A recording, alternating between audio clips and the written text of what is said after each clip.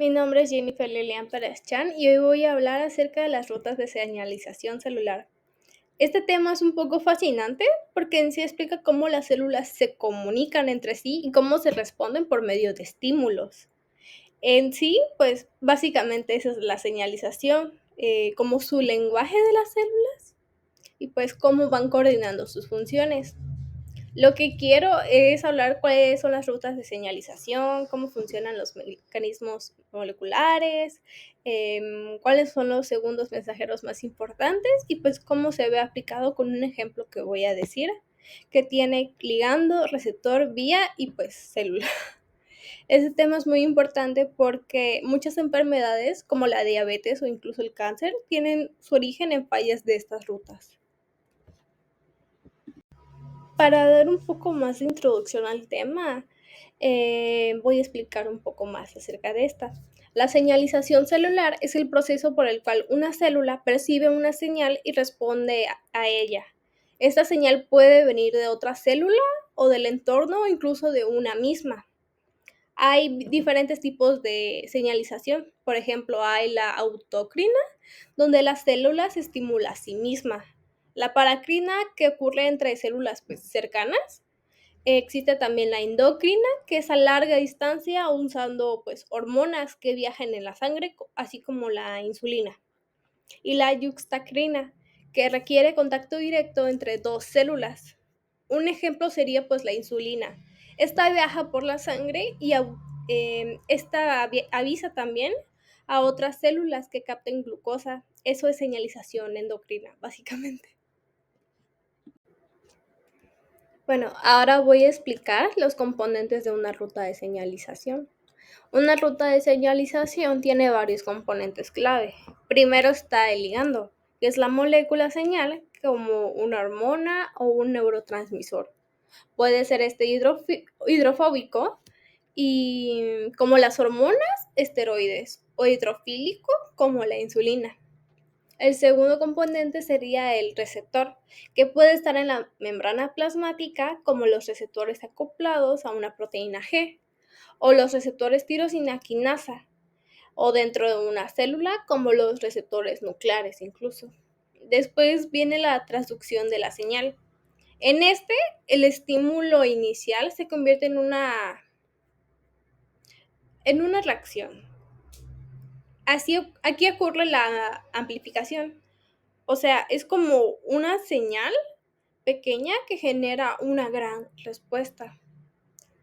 Los segundos mensajeros son fundamentales. Tenemos el AMPC, que activa la proteína quinasa A, el CA2, que regula la contracción muscular, secreción y apoptosis. El DAG, si no me equivoco, activa a la proteína quinasa C, y el IP3 libera el calcio del retículo endoplasmático. Por último está el GTP. Este funciona como un interruptor molecular en proteínas G. Podemos imaginarlo de una manera en que el ligando es como alguien que toca una puerta para entrar a una casa. El receptor sería pues quien abre la casa, y los segundos mensajeros son las personas que corren adentro de la casa y avisan qué tareas se deben de hacer en la casa. Finalmente, la célula genera como una respuesta que se puede cambiar el metabolismo, activar genes o incluso modificar el citoesqueleto. Y algo clave es que la terminación de señal, esta si no se apaga, pues la célula se puede descontrolar. Un ejemplo que yo recuerdo serían las fosfodiesterasas, que estas degradan a la AMPC para parar la señal. Ahora voy a explicar las principales vías de señalización. El primero que voy a hablar es el sistema de alerta general. En este, los receptores acoplados a la proteína G, que por sus siglas es GPCR, y la adrenalina. Vamos a imaginar que estamos pues tranquilamente en nuestra casa y de repente pues suena la alarma de incendios. Es una situación de huida o de lucha. En tu cerebro envía un mensajero de emergencia, la adrenalina. La adrenalina viaja por una corriente sanguínea como un mensajero diciendo que hay peligro. Pero ¿cómo escuchan las células este grito? Aquí es donde entran los juegos de receptores acoplados a una proteína G.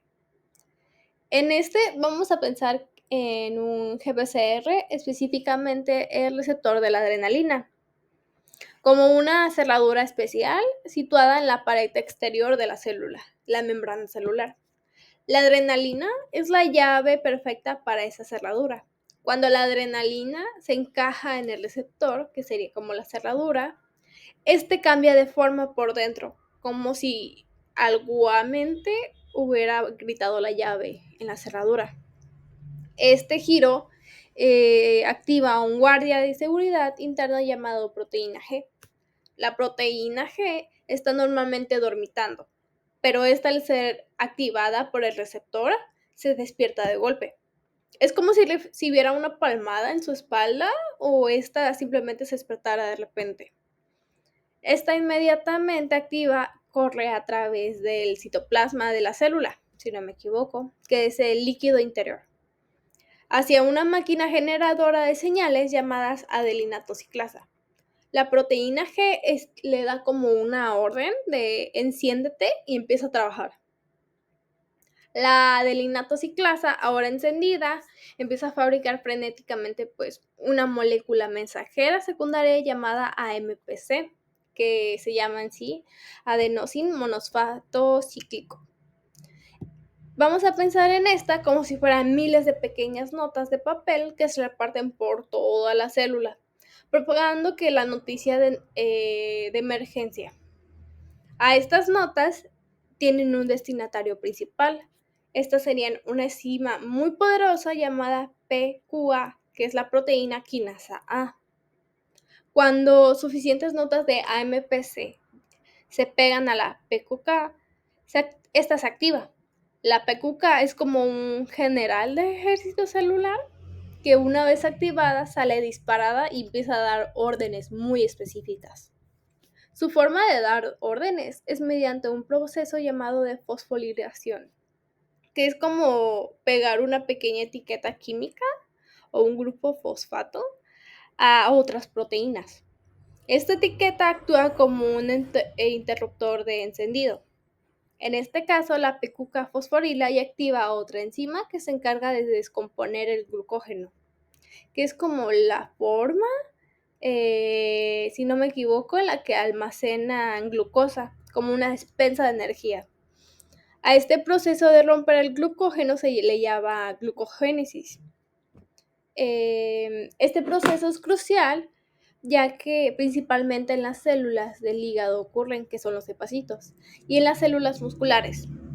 El resultado final de es que se libera la glucosa, el combustible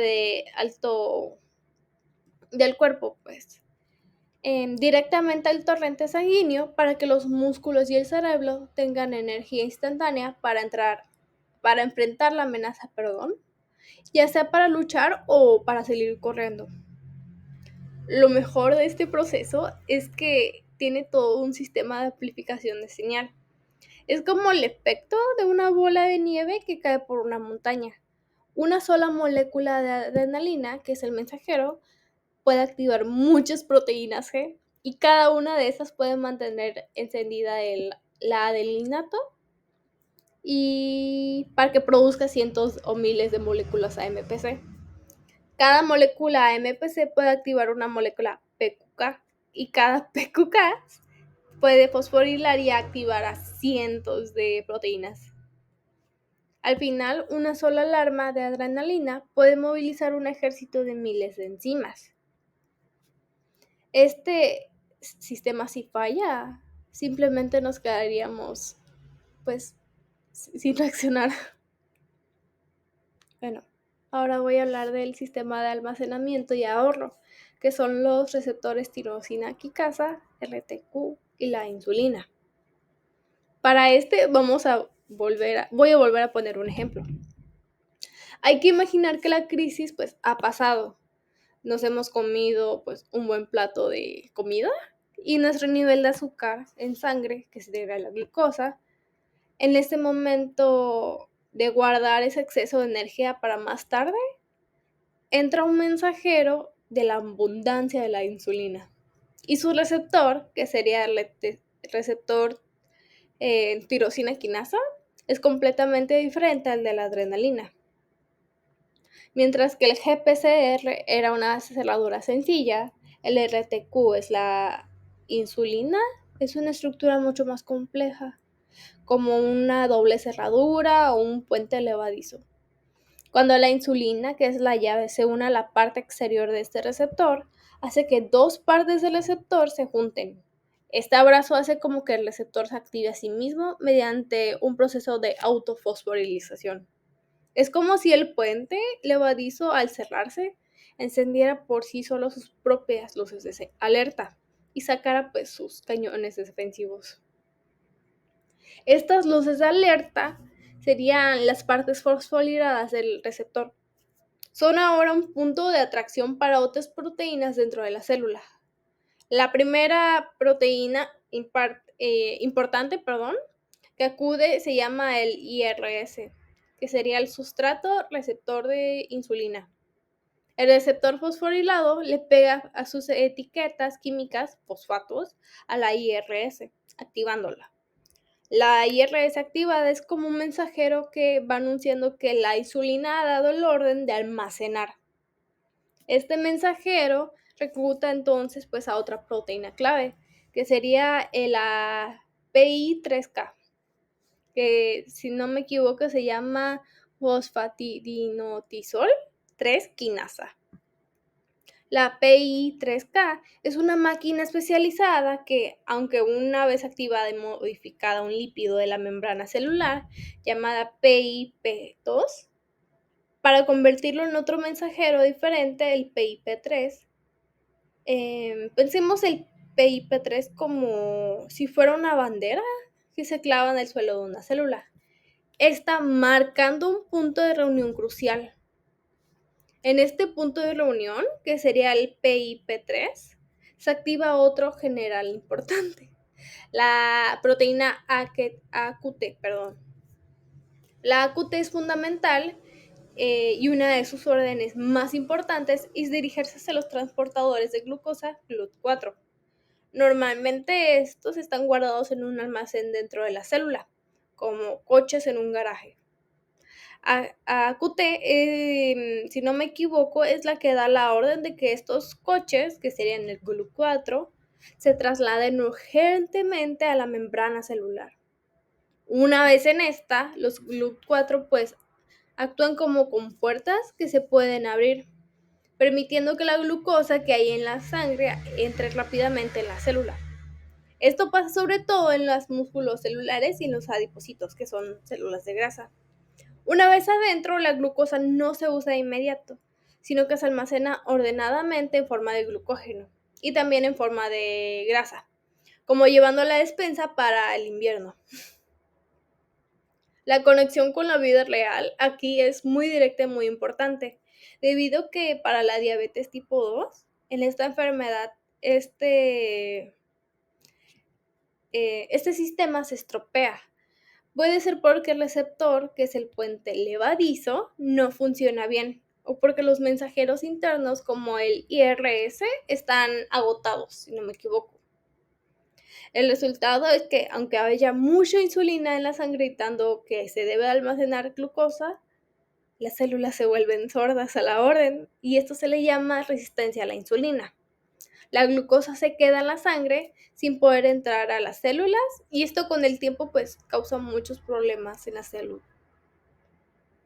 Por último, voy a hablar de la orden de crecer y multiplicarse, que sería la DIA-MAPQ y el EGF. Finalmente, nuestro cuerpo no solo necesita energía para oír o para almacenar, sino que también necesita para crecer, reparar tejidos y renovar células. Para eso existen los factores de crecimiento, como el EGF, que sería factor de crecimiento epidérmico. Su misión es decirle a una célula que es hora de dividirse y crear nuevas células. Y lo hace a través de una ruta famosa llamada vía AMPQ. El receptor del EFG, llamado EFGR, es curiosamente de la misma familia que el de la insulina. Este es un receptor tirosina quinasa, RTQ. Cuando el EGF se une a él, también se autofosforila, encendiendo pues como unas luces de alerta. Pero en este caso, esas luces atraen a un conjunto diferente de proteínas.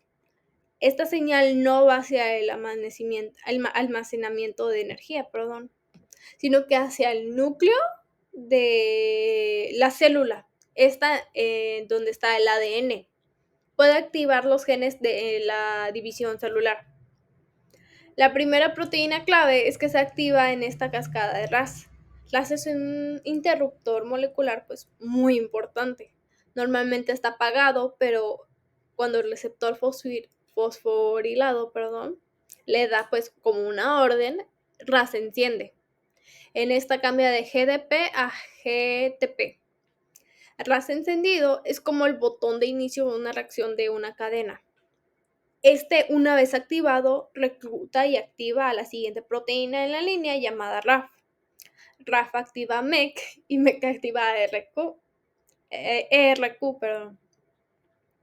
Esta secuencia que ya mencioné, es como una fila de dichas de dominó, perfectamente alineadas, que cuando se cae la primera, que sería la RAS, caen todas las demás de manera inevitable.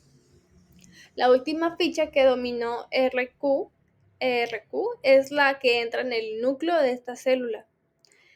En este se guarda el manual de instrucciones, que sería el ADN. Allí RQ activa pues unos programas genéticos. Muy específicos que le dicen como a la célula que se prepare, que comience a duplicar su ADN y que fabrique más proteínas y que se divide en dos. Este proceso es vital, ya que para el crecimiento de los tejidos, la cicatrización, el mantenimiento incluso de nuestra piel o de nuestro intestino, que se renueven constantemente.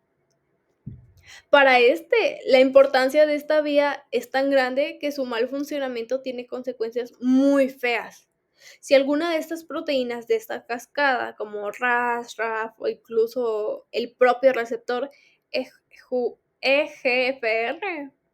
se muta y se queda permanentemente encendida, sin que haya necesidad de que haya EGF. La célula recibe pues como un orden constante e incesantemente de divídete, divídete, divídete. Pero esta división celular descontrolada es justo a lo que define al cáncer. Por eso es que para entender esta vía de AMPK es crucial para la investigación de el cáncer y muchos medicamentos modernos contra el cáncer, pues para bloquear estas proteínas que son muy hiperactivas. Ahora voy a hacer como un repaso muy rápido de los segundos mensajeros para que quede mucho más claro. El AMPC participa en el metabolismo energético. El CA2 controla la contracción y la secreción. El DAG y el IP3 se complementan el uno al otro, porque uno activa el PQC y el otro libera el calcio. El GTP es el interruptor de las proteínas G. Estas van encendiendo o apagando a estas.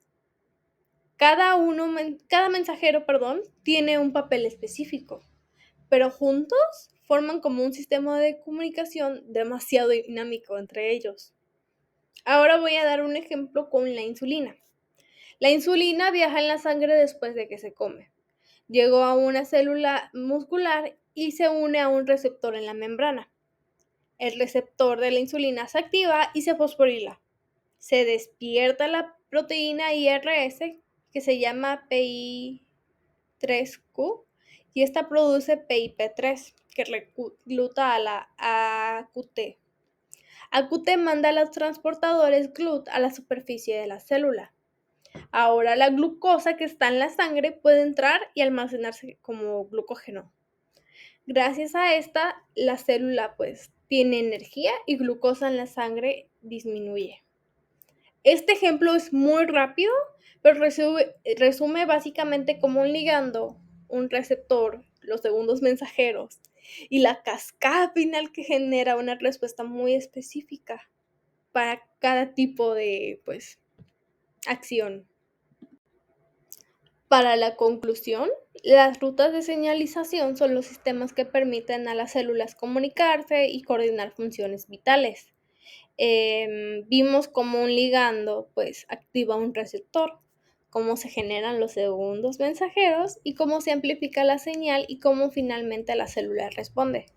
Revisamos ejemplos muy importantes: la adrenalina con los GPCR, la insulina con los RTQ y el EGF con la vía MAPQ. Comprender estos procesos nos ayuda a explicar el funcionamiento del cuerpo, y pues también cómo se originan pues muchas enfermedades cuando estas rutas pues fallan.